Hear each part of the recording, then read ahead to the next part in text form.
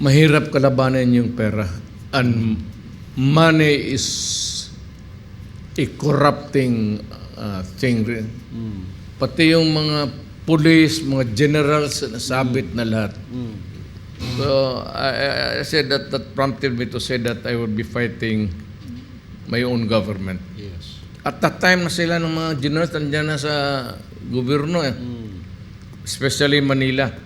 And you name them. Oh, I named them publicly. Pati yung mga nasa dossier na involved na mga mayors at iba pa sa gobyerno. Judges. The first time we heard that, I said, oh my God, kung walang ganito, nasa bibig na tayo ng leon. We were in the mouth of destruction and we didn't know it until you came and boldly pinahayag mo. Well, I was prepared for it actually. Baski nung mayor ako dito. Yung nadaan dito sa Davao, alam nila yon. So, yung ang malas lang yung mga big time doon na akala nila na hindi ko talaga, akala nila hindi ko gagawin. Sabi ko, sus Ginoo ko. Yan ang ano dyan. Hindi mo dala sa korte yan, laruan ka lang. I was a prosecutor, so alam ko ang laro ng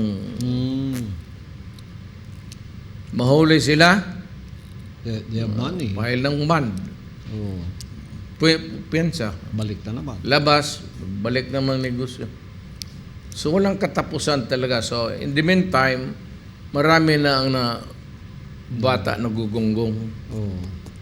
Hindi man ako magyabang, pero kung hindi ko ginawa yon, kawawa yung bayan. Oh.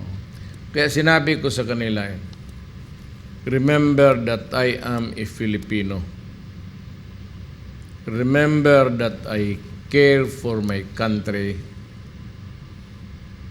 and my fellow men. Sinabi ko sa inyo, huwag mong gawin. Ginawa nila, wala, magawa. Dito sa Davao noon, initially, yung hindi talaga ng